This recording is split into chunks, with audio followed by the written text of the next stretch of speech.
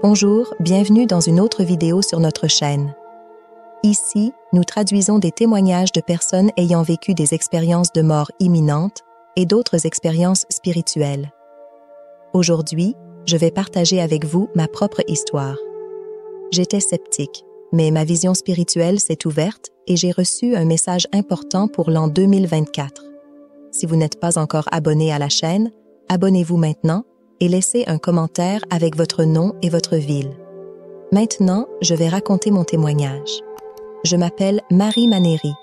Je suis une énergétique intuitive, guérisseuse et médium. Je vis aux États-Unis, plus précisément à Washington. Mon parcours a commencé dans le domaine des soins infirmiers, où j'ai travaillé dans un hôpital en tant qu'infirmière en oncologie, une expérience que j'ai profondément aimée. Au moment de mon mariage, j'étais également mère de 3 jeunes enfants. Alors qu'il travaillait à l'hôpital, quelque chose d'extraordinaire a commencé à se produire. J'ai commencé à entendre et à voir les corps des patients me parler. Ils m'ont révélé la raison de leur maladie, quelle partie du corps était affectée et quelles émotions étaient piégées, contribuant à la maladie. C'est durant cette période que j'ai commencé à voir et à parler à des personnes déjà décédées. J'ai commencé à traduire les messages qu'ils apportaient à leurs proches encore en vie. Ce fut la genèse de ma carrière de médium. Après environ 1 an de ces expériences, j'ai quitté l'hôpital et je dirige depuis plus de 25 ans ma propre entreprise. J'ai découvert cette capacité à l'âge de 37 ans, alors que je travaillais encore à l'hôpital. Le corps des patients m'a expliqué pourquoi ils étaient malades et j'ai commencé à utiliser l'imposition des mains pour les aider à déplacer leur énergie, leur offrant ainsi une expérience différente dans le but de soulager leur maladie ou au moins de réduire leurs douleurs et leurs symptômes. C'est à l'hôpital que j'ai commencé à voir des milliers de patients décédés et à communiquer avec eux, transmettant leurs messages aux proches restés sur Terre. J'ai été surpris par la fréquence de ces expériences, car tout au long de ma vie, j'avais vécu des expériences profondes, mais elles étaient très espacées, peut-être 1 tous les 10 ans. Cependant, lorsque j'ai atteint la trentaine, ces expériences ont commencé à se produire quotidiennement. J'ai commencé à vivre des expériences multisensorielles, à communiquer avec les corps, les énergies, les personnes parties, les guides spirituels, les anges, et même avec Dieu, ou l'univers si vous préférez. Même si c'était surprenant, cela ne m'a jamais quitté. Je travaille à plein temps dans le monde de la guérison énergétique et comme médium depuis 25 ans. Je me souviens d'un épisode précis survenu alors que j'étais encore infirmière responsable à l'hôpital. Un jour, alors que je marchais dans un couloir, j'ai vu une femme flotter près du plafond. Je pensais qu'elle était morte, mais je n'en étais pas sûre, car c'était la première fois que je voyais quelque chose comme ça. Elle m'a parlé en me criant d'aller parler à son fils, qui était patient à l'hôpital. Je ne savais pas qui il était, ni dans quelle pièce il se trouvait. Nous avions beaucoup de patients et j'étais épuisée et occupée. Mais à la fin de mon service, la porte de sa chambre a commencé à claquer et la lumière a commencé à clignoter. C'est à ce moment-là que j'ai su où il était. Je suis entrée dans la pièce et j'ai demandé si je pouvais mettre la main sur lui. J'ai demandé si sa mère était décédée et il a confirmé. Sa sœur était dans la pièce avec lui. J'ai demandé si sa mère était autoritaire car elle m'avait beaucoup crié dessus pendant la journée. Ils ont ri et ont confirmé qu'elle était effectivement autoritaire. En plaçant ses mains dessus, il pouvait entendre sa voix. Le fils était gravement malade et craignait de mourir à l'hôpital. Elle voulait qu'il sache qu'il rentrerait chez lui et ne mourrait pas pendant son séjour à l'hôpital. C'est pourquoi il m'a demandé de transmettre ce message. Lorsque les gens décèdent, ils recherchent des médiums pour envoyer des messages aux membres de leur famille.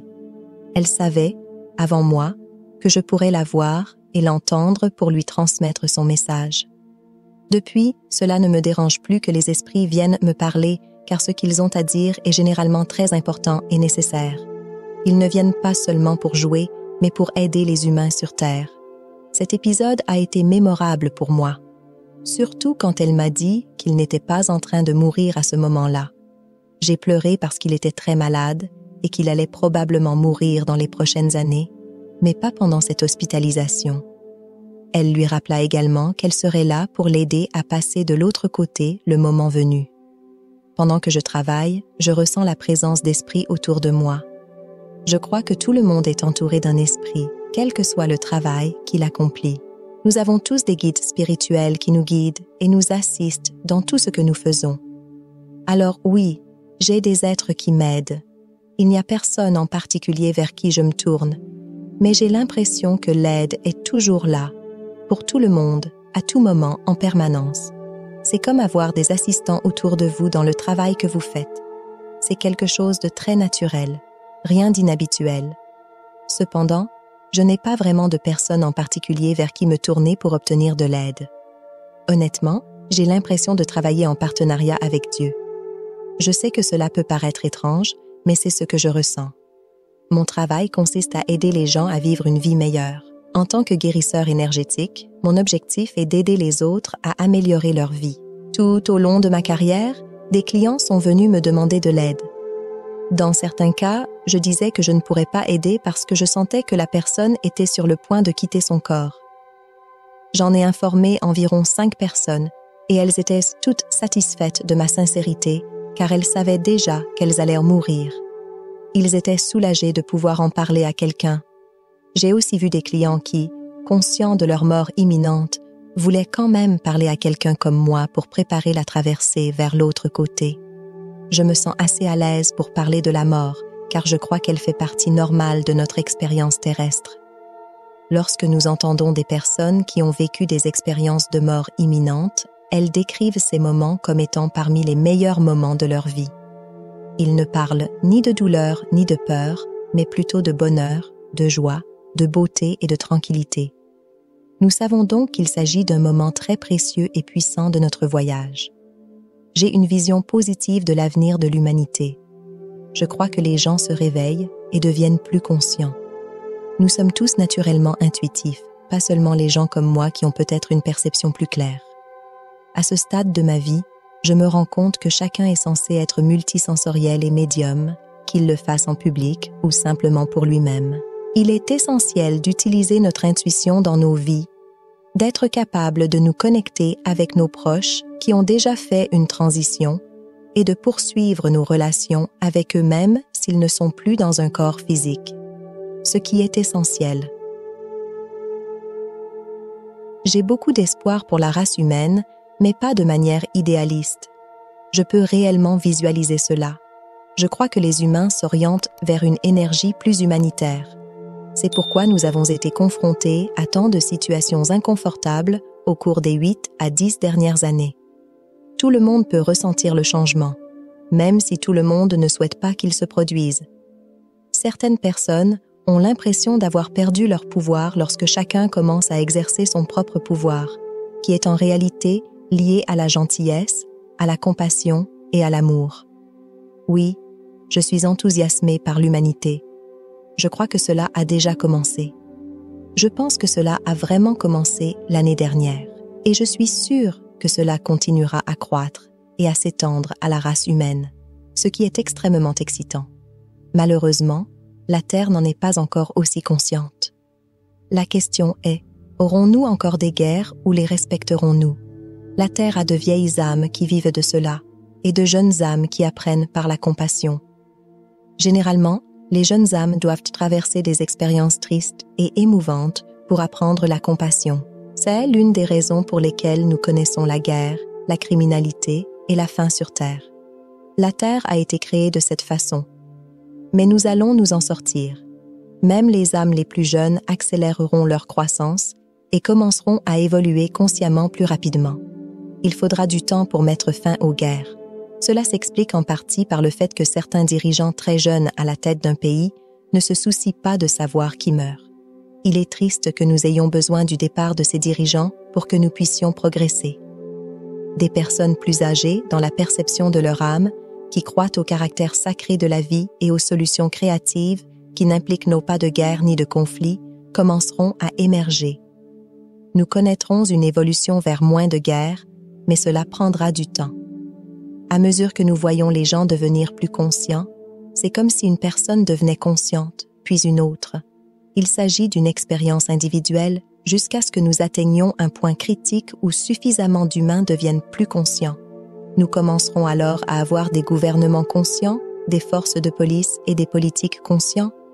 Mais cette partie prendra du temps. Je pense que les humains doivent être patients pendant cette période, se permettant de grandir sans attendre la fin de toutes les guerres pour autoriser leur propre conscience individuelle. Les jeunes âmes apprennent à nouveau grâce à des expériences de compassion, tandis que les âmes plus âgées apprennent grâce à l'autocompassion. Il est donc important que les âmes plus âgées soient gentilles avec elles-mêmes. Je ne crois pas qu'il y aura une troisième guerre mondiale.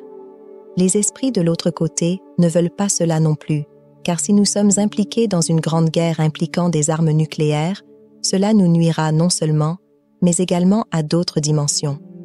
Ils travaillent très spécifiquement pour garantir que l'humanité n'aille pas trop loin et ne crée pas une nouvelle guerre mondiale. Donc, je ne crois pas que nous en aurons un. Nous avons récemment eu 2 éclipses majeures assez puissantes, et je pense en fait qu'elles ont créé un énorme changement de conscience.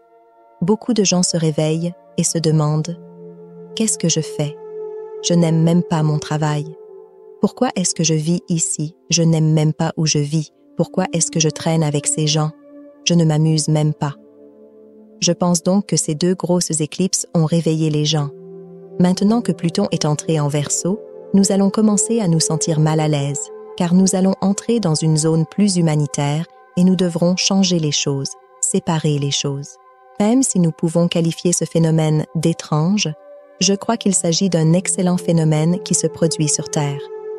L'astrologie soutient les changements qui se produisent. Je voudrais partager un message pour l'avenir, ou peut-être pour décembre, à l'approche de décembre 2024. Mon message est simple, s'il vous plaît, arrêtez. Arrêtez d'écouter votre esprit. Arrêtez de croire tout ce que votre cerveau vous dit. Apprenez plutôt à écouter vos véritables émotions qui se trouvent dans la partie inférieure de votre corps. Et sachez que le monde s'améliore, oui. Même si cela semble parfois effrayant et compliqué, la vérité est que nous avançons dans une direction positive. Sachez que vous êtes entouré d'anges, de guides spirituels et de proches qui font tout ce qu'ils peuvent pour vous aider. Après tout, les seuls êtres qui ont réellement besoin d'aide sont nous, les humains. Nous avons besoin de plus d'aide que toute autre dimension, car nous avons tendance à être très inconscients et à ne pas reconnaître que nous sommes des êtres multisensoriels. Nous consacrons souvent notre temps et notre attention à des choses qui ne sont pas importantes, perdant du temps dans des activités qui ne sont pas bonnes pour nous. Soyez donc conscients de l'aide qui est toujours autour de vous, pour tout le monde, à tout moment.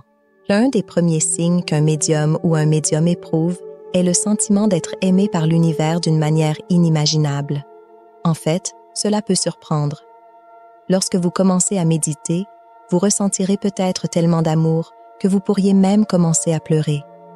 C'est l'un des signes que vous pourriez devenir guérisseur, médium, car cette connexion profonde avec le ciel et les anges révèle que nous sommes tous aimés. Personne n'est exclu de cet amour, pas même les criminels ou les mauvais dirigeants.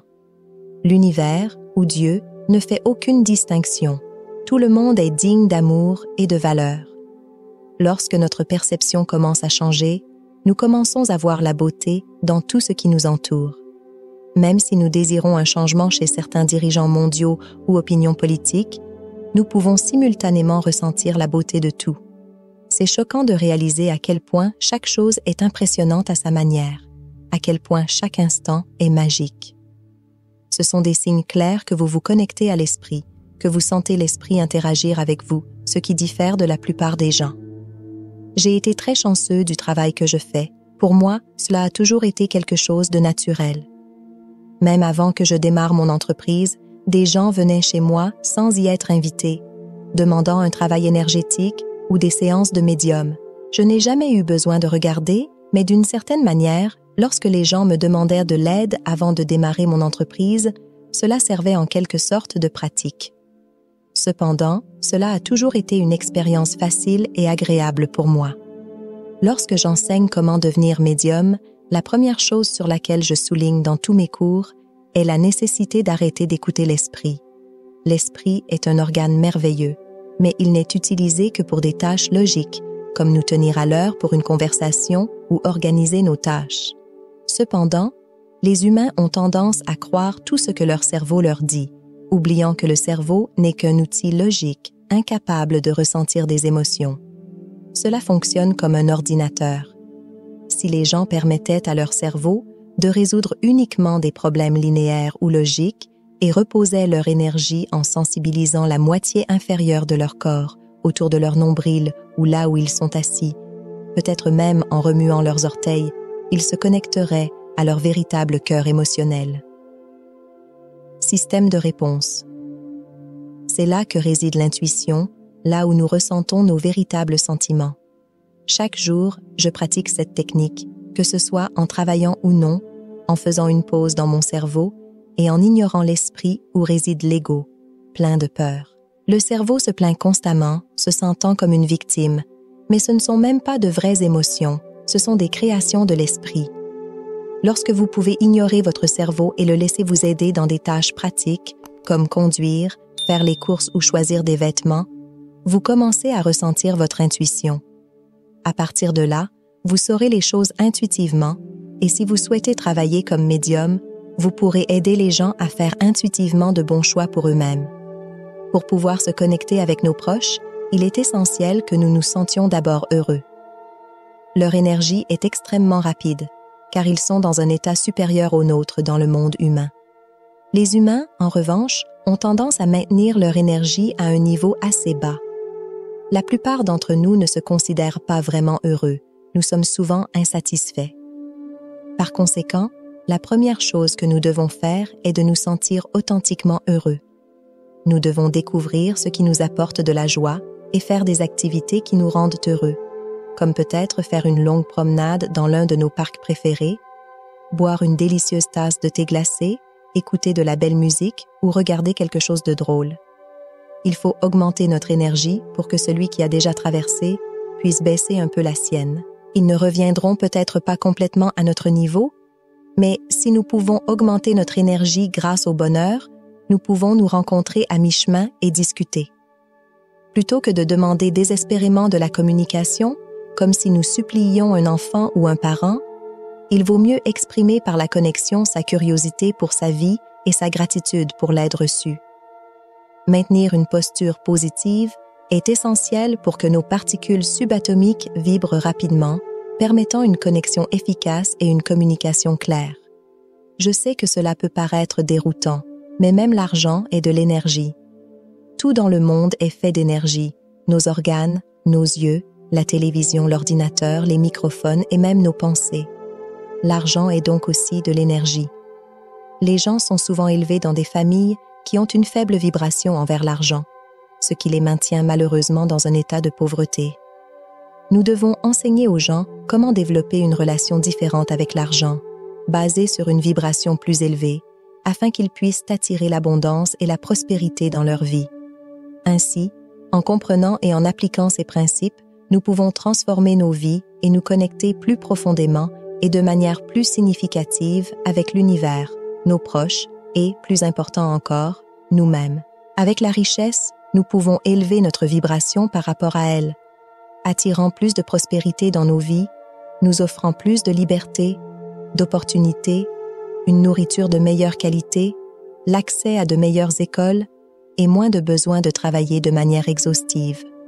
Lorsque les gens travaillent trop juste pour survivre et prendre soin d'eux-mêmes, ils n'ont pas le temps de faire un travail intérieur significatif ou de changer de conscience. Le cycle se perpétue, rendant leur vie encore plus difficile. Si nous commençons à élever nos enfants avec des pensées heureuses chaque fois qu'ils ont affaire à de l'argent, en changeant ce schéma, nous pouvons transformer leur vie. En tant qu'individu, il est crucial de découvrir ce qui vous rend heureux.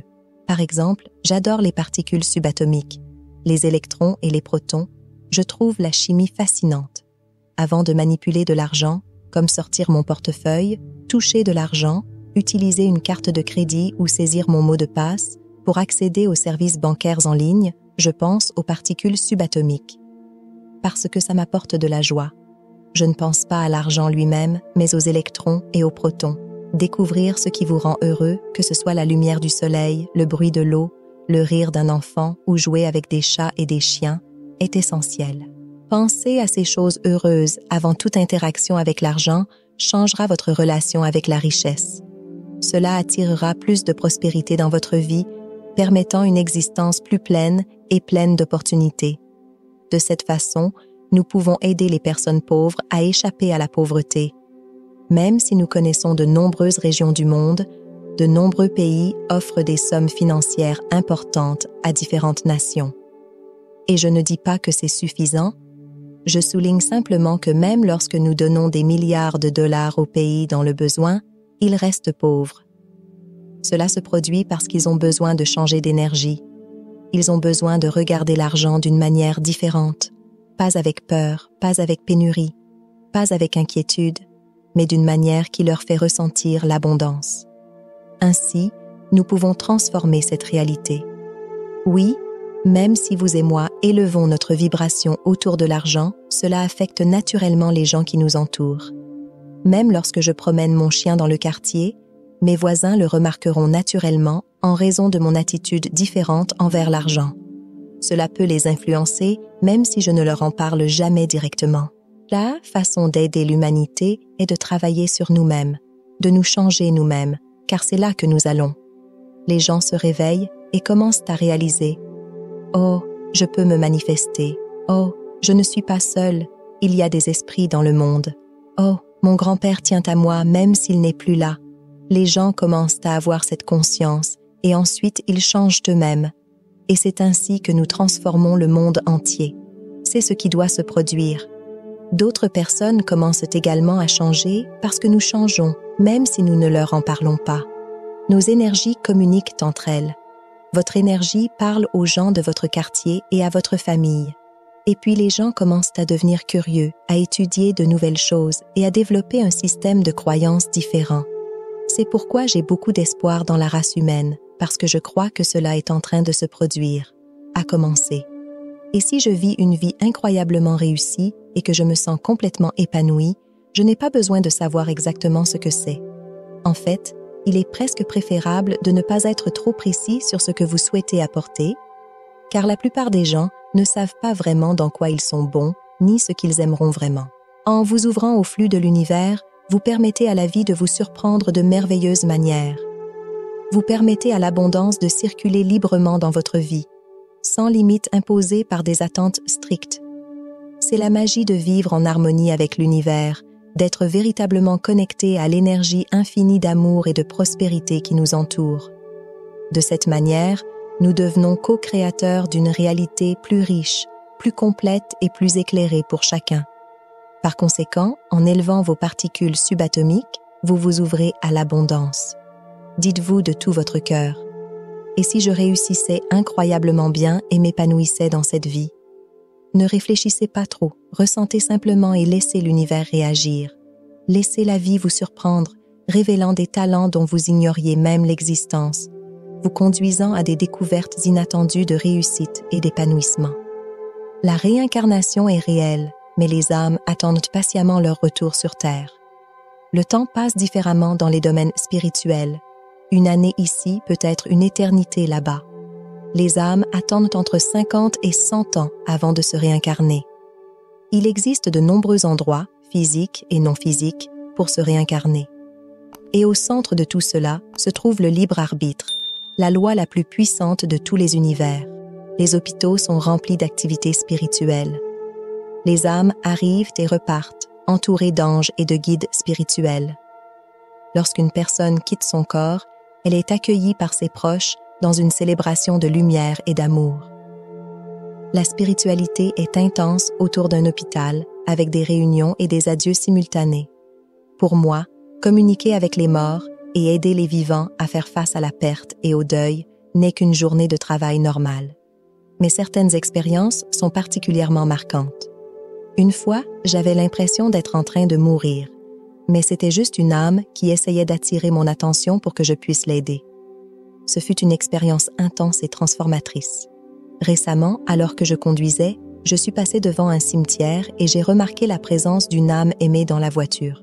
Nous parlons des personnes que nous aimons et des moments que nous avons partagés. C'était un rappel que l'amour transcende la mort et que nos liens spirituels continuent de s'épanouir.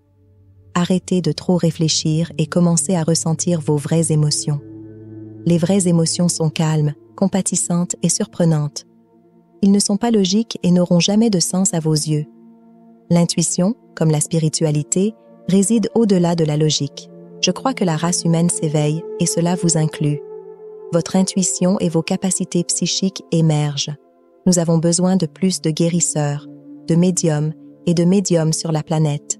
Si c'est quelque chose que vous voulez essayer, croyez en vous et laissez l'univers vous guider. Le monde a besoin de votre lumière et de vos dons spirituels. Alors, qu'avez-vous pensé de cette histoire incroyable? Laissez votre avis dans les commentaires. N'oubliez pas de vous abonner à la chaîne et d'activer la cloche de notification pour être averti de chaque nouvelle vidéo. Merci d'avoir regardé jusqu'au bout. Si vous souhaitez continuer à découvrir d'autres histoires comme celle-ci, cliquez sur cette vidéo qui apparaît désormais sur votre écran.